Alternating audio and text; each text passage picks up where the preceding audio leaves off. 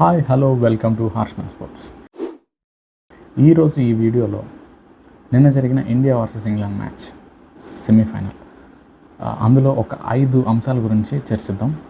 First of all Sanju Samson last 2 మ్యాచ్ల్లో redemption అనే చెప్పుకోవచ్చు. 2024 వరల్డ్ కప్ స్క్వాడ్లో కూడా సంజు శాంసన్ ఉన్నాడు, కానీ ఒక్క మ్యాచ్ కూడా ఆడడానికి అవకాశం రాలేదు. ఆ తర్వాత నుంచి తన ప్లేస్లో సంజు ఉన్నప్పటికీ కూడా అభిషేక్ శర్మ మంచి సూపర్ ఫామ్లో ఉండడం, నెక్స్ట్ శుభ్మన్ గిల్ని ప్రయోగించడం, ఆ తర్వాత మళ్ళీ వరల్డ్ కప్ వచ్చే టైంకి మళ్ళీ సంజు శాంసన్ టీంలో వరుస ఫెయిల్యూర్స్ అవ్వడం, తర్వాత ఇషాన్ కిషన్ మంచి ఫామ్లోకి రావడం, ఇషాన్ కిషన్ మళ్ళీ తన ప్లేస్ని భర్తీ చేయడం, ఇలాగా అప్ అండ్ డౌన్స్ కింద వెళ్తుంది. ఇంకా వరల్డ్ కప్ స్టార్ట్ అయినప్పుడు జస్ట్ బెంచ్ మీద ఉంటాడేమో అనుకున్నాం. అయితే వరల్డ్ కప్ స్టార్ట్ అయ్యాక T20 number 1 batsmen Abhishek Sharma ఫామ్లో లేకపోవడంతో అండ్ మన ఓపెనర్స్ ఇద్దరు అంటే అప్పటిదాకా Ishan Kishan and Abhishek Sharma left handers అవడం వల్ల రైట్ ఆర్మ్ ఆఫ్ స్పిన్నర్స్కి ఒక అడ్వాంటేజ్ అయింది లెఫ్ట్ హ్యాండర్స్ మీద. సో మన వాళ్ళు ఫెయిల్ అవ్వడం కంటిన్యూస్గా, దానివల్ల సంజు మళ్ళీ తిరిగి టీంలోకి రావడం జరిగింది. కానీ ఏదైతే ఇంపార్టెంట్ మ్యాచ్ ఉందో, ఆల్మోస్ట్ నాకౌట్ లాంటి మ్యాచ్ సూపర్ 8లో వెస్టిండీస్ మీద క్రూషియల్ ఇన్నింగ్స్, అండ్ నిన్న జరిగిన సెమీఫైనల్లో బ్యాటింగ్లో ఒక బ్యాక్ బోన్ లాంటి ఇన్నింగ్స్, వరుసగా బ్యాక్ టు బ్యాక్ అద్భుతం అనే చెప్పుకోవచ్చు. ఎప్పుడైనా కానీ సంజు శాంసన్ చెప్పుకోవాల్సింది ఏంటంటే ఎప్పుడు హోప్ లూజ్ అవ్వకూడదు. ఐ మీన్ శాంసన్కి అవకాశం రావడమే ఇచ్చిన అవకాశాన్ని సూపర్గా వినియోగించుకున్నాడు. అండ్ ఇది ఓన్లీ సంజు శాంసన్ తన కెరియర్ గురించి కాకుండా అది ఒక మెమొరబుల్ ఇన్నింగ్స్ లాగా గుర్తుండిపోతాయి. ఆ లాస్ట్ 2 ఇన్నింగ్స్ డెఫినెట్గా మన ప్రస్తుతానికి ఉన్న T20 వరల్డ్ కప్ హిస్టరీలో లాస్ట్ తన 2 ఇన్నింగ్స్ కూడా టాప్ 5లో ఉంటాయి. టాప్ 5 కాకపోయినా టాప్ 10లో అయినా ఖచ్చితంగా ఉంటాయి. నాకు తెలిసి టాప్ 5లో ఉండాల్సిందే, ఎందుకంటే క్రూషియల్ మ్యాచెస్ ఎక్సలెంట్గా ఆడాడు సంజు శాంసన్. అండ్ నిన్న మ్యాచ్లో గమనిస్తే శాంసన్ అగ్రెసివ్ అప్రోచ్, ఆ కాన్ఫిడెన్స్ లేని శాంసన్ ఒక్క మ్యాచ్తో వెస్టిండీస్ మ్యాచ్ తోటి నిన్న ఒక మంచి కాన్ఫిడెంట్ శాంసన్ చూసాం. ఆ క్యాచ్ డ్రాప్ తర్వాత అయితే ఇంకా రెట్టింపు కాన్ఫిడెంట్ ప్లేయర్ కనిపించాడు శాంసన్. ఆల్రౌండ్ ద గ్రౌండ్ తన మంచి ప్రదర్శన చూపించాడు నిన్న. అండ్ నాకైతే శాంసన్ చూసాక నాకు ఫేవరెట్స్ కొంతమంది ఉన్నారు, వాళ్ళ ప్లేస్లోకి ఇప్పుడు శాంసన్ వచ్చాడు. నిన్న మనం చూసుకున్నట్టయితే తను 89 రన్స్ దగ్గర సెంచరీ తీసుకోవచ్చు. ఇంకా తను చాలా ఓవర్స్ మిగిలే ఉన్నాయి, స్లోగా ఆడుకొని సెంచరీ కంప్లీట్ లేదు. శాంసన్ అలా చేయాల, స్కోర్ బోర్డ్ పరిగెడుతుంది, ఆ టైంలో స్లో చేయాలనుకోలే, తన మహేశ్వరం కోసం చూసుకోలేదు. అది టెంపర్మెంట్ అంటే. నిన్న అలాంటి ప్లేయర్స్ ఉండడం చాలా అరుదు. అండ్ తను ఎప్పుడు తన ఇండివిజువల్ కోసం ఆడలేదు, ఎటువంటి నెగిటివ్ PR టాక్టిక్స్ కూడా ఎప్పుడూ చేయలేదు. కేవలం అతని ఫ్యాన్స్ కానివ్వండి, అతని అభిమానులు కానివ్వండి, కోచ్ మీద కానివ్వండి కొన్ని విమర్శలు చేసి ఉండొచ్చు, కానీ తన మాత్రం ఒక మంచి టీం ప్లేయర్ అంటే సంజు శాంసన్ అనే చెప్పుకోవచ్చు. నిన్న ఇన్నింగ్స్ తర్వాత అయితే అవుట్ అయ్యి వెళ్తున్నప్పుడు కూడా తన ఫేస్లో డిసప్పాయింట్మెంట్ కనపడింది. సెంచరీ చేయలేదు, మిస్ అయిపోయానని కాదు, టీంకి చివరిదాకా ఉండి ఇంకొక 5 to 10 రన్స్ ఎక్స్ట్రా, ఒకవేళ అప్పటికి వచ్చే స్కోర్ మీద ఇంకా ఎక్స్ట్రా స్కోర్ చేసి ఉండగలిగే వాడినేమో అనే ఫీలింగ్తో డిసప్పాయింట్మెంట్ తోటి వెనక్కి వెళ్తాడు. అది ఒక మంచి ప్లేయర్కి ఉన్న లక్షణం అంటే. సో సంజు శాంసన్ గురించి అది. రెండో అంశం గురించి చెప్పాలి, అది టాస్. మనం సెమీఫైనల్ 1 చూసాం, కోల్కతా ఈడెన్ గార్డెన్స్లో న్యూజిలాండ్ వర్సెస్ సౌత్ ఆఫ్రికా. ఏమైంది? సౌత్ ఆఫ్రికా టోర్నమెంట్లో అన్బీటెన్ టీం, అప్పటి వరకు సెమీఫైనల్ దాకా ఒక్క మ్యాచ్ కూడా ఓడిపోలేదు సౌత్ ఆఫ్రికా. వాళ్ళ బౌలర్స్ మంచి ఫామ్లో ఉన్నారు, బ్యాటింగ్ ఆర్డర్ గట్టిగా బలంగా ఉంది, అండ్ మంచి ఫీల్డింగ్ చేస్తున్నారు. సో ఫేవరెట్స్ వాళ్ళు టోర్నమెంట్ విన్ అవ్వడానికే. అండ్ సెమీఫైనల్స్లో న్యూజిలాండ్ కంటే ఎడ్జ్ సౌత్ ఆఫ్రికానే ఉంది. బట్ ఏమైంది? Toss decided the match maximum. Finn Allen extraordinary innings, once in a lifetime innings అది. కానీ ఒకవేళ సౌత్ ఆఫ్రికా టాస్ గెలిచే ఉండుంటే సెకండ్ బ్యాటింగ్ సౌత్ ఆఫ్రికాకి వచ్చి ఉండేది.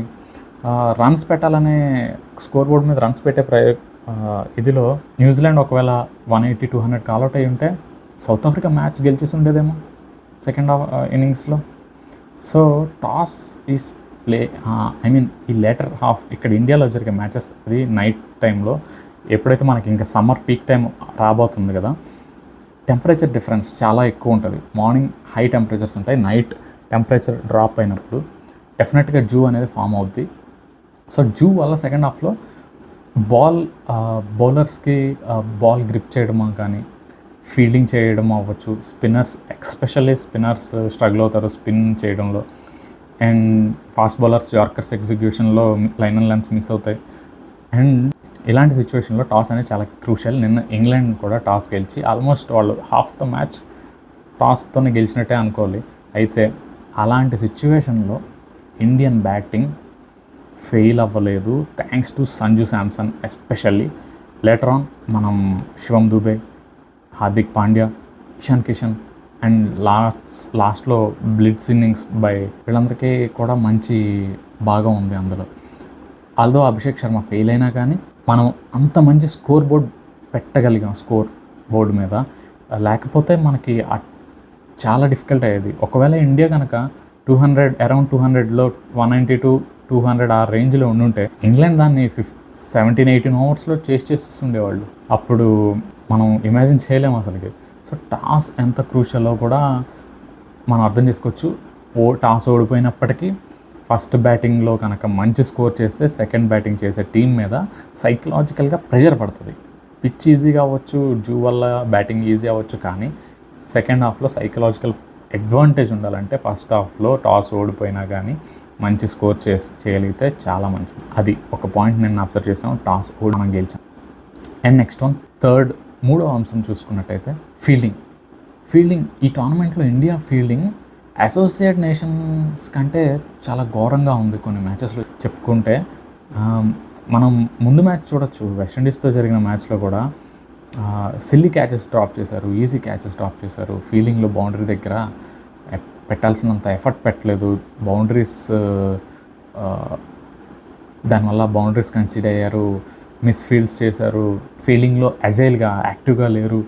సో దానివల్ల ఇండియా చాలా ఇబ్బందులు పడేదే. నిన్న కూడా ఇంగ్లాండ్ మీద కూడా వెస్టిండీస్ మీద ఆడినటువంటి ఒకవేళ అటువంటి ఇన్నింగ్స్ ఆడినట్టయితే ఏమైందో చెప్పలేం.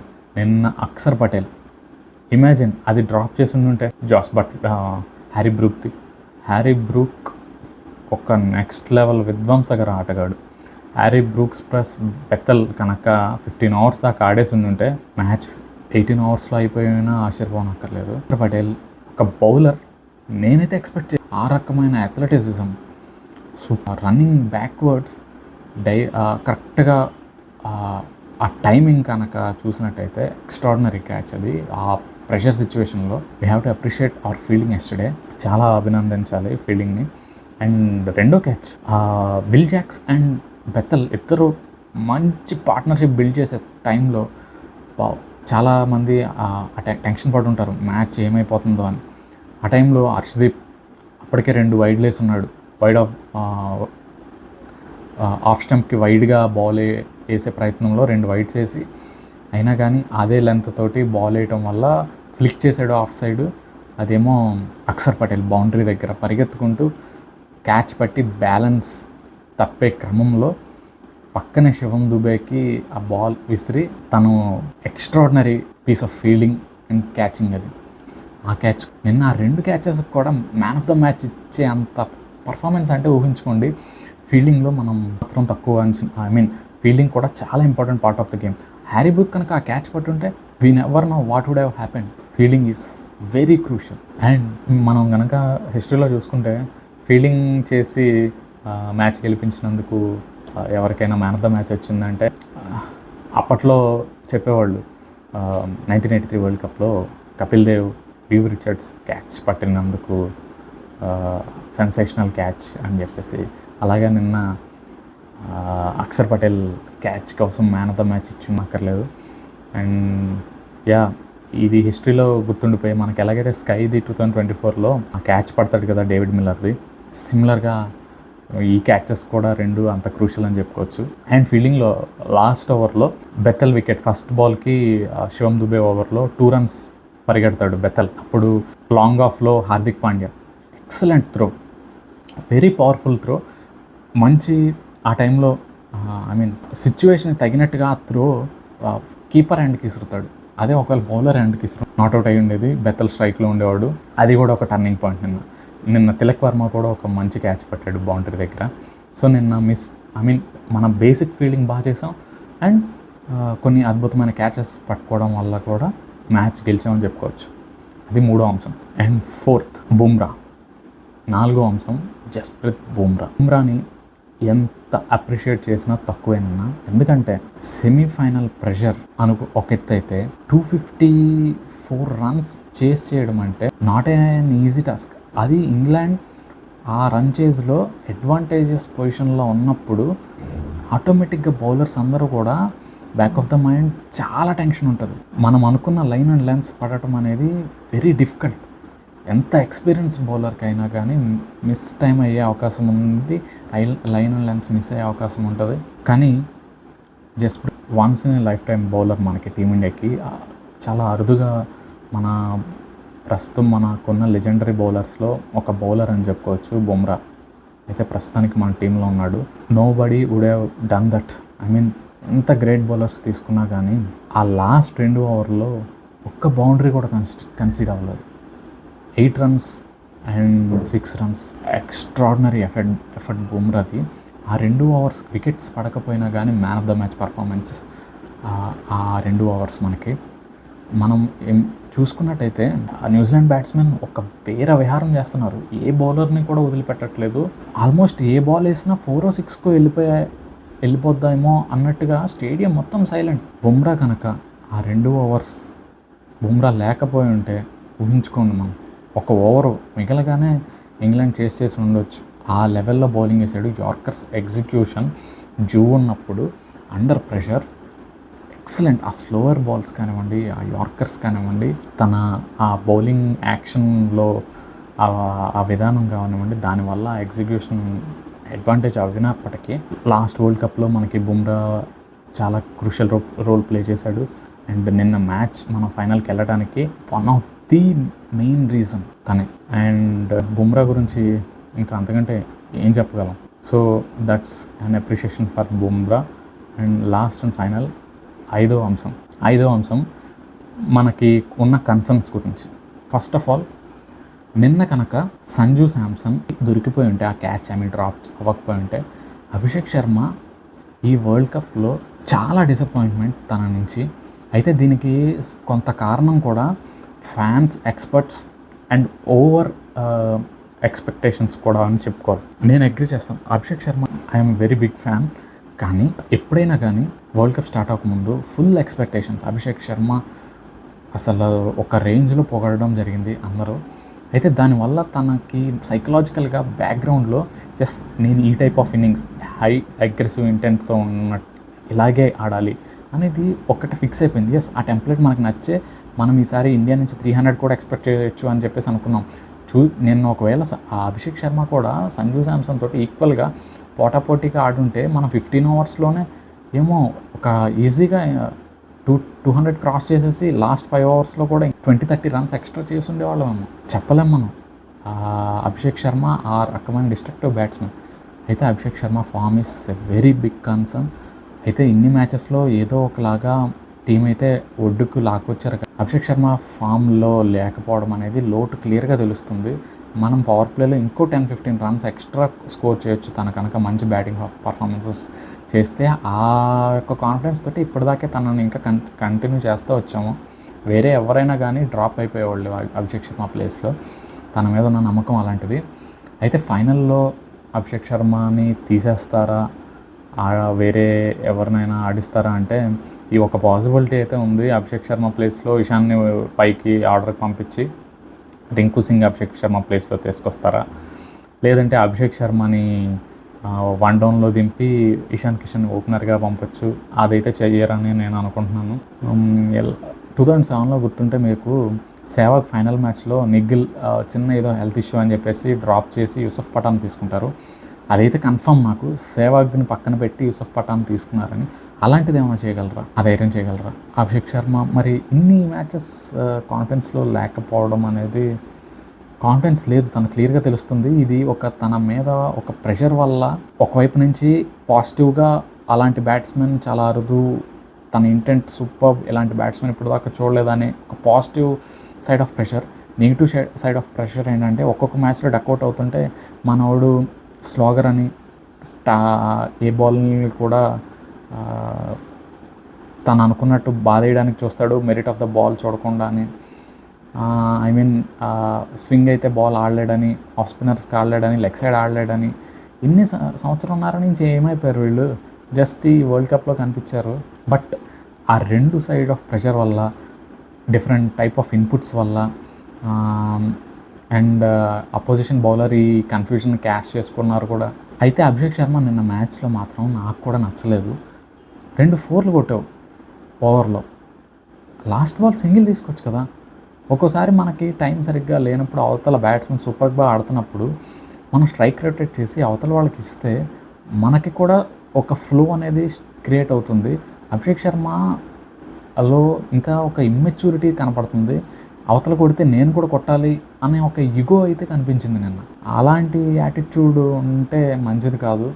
ఎంత మనకి ఇష్టమైన ప్లేయర్ అయినా కానీ టీమే ఇంపార్టెంట్ మనకి.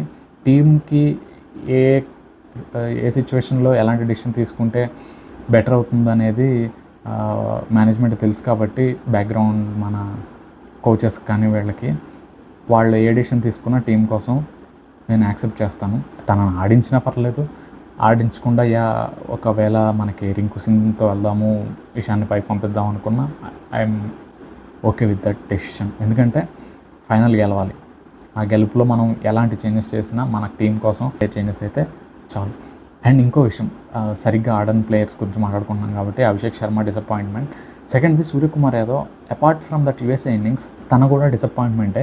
అయితే ఫీల్డింగ్లో చక్కగా కాస్తున్నాడు. నిన్న ఒక బౌండరీ వదిలేశాడు, మిస్ ఫీల్డ్ వల్ల బౌండరీ వెళ్ళింది. పక్కన పెడితే స్కై కెప్టెన్ మనకి, అండ్ తను కూడా ఒక్క మ్యాచ్ చాలు, అదే ఫైనల్లో ఇన్నింగ్స్, ఫైనల్లో బ్యాటింగ్ అసలు తన దాకా రాకూడదని కోరుకుంటాను నేనైతే. స్కైని డ్రాప్ చేయడానికి అవ్వదు. అండ్ వరుణ్ చక్రవర్తి కన్సర్న్, చాలామంది అభిషేక్, వరుణ్, స్కై గురించి మాట్లాడుతూ వీళ్ళని డ్రాప్ చేయాలి అది ఇది అంటున్నారు.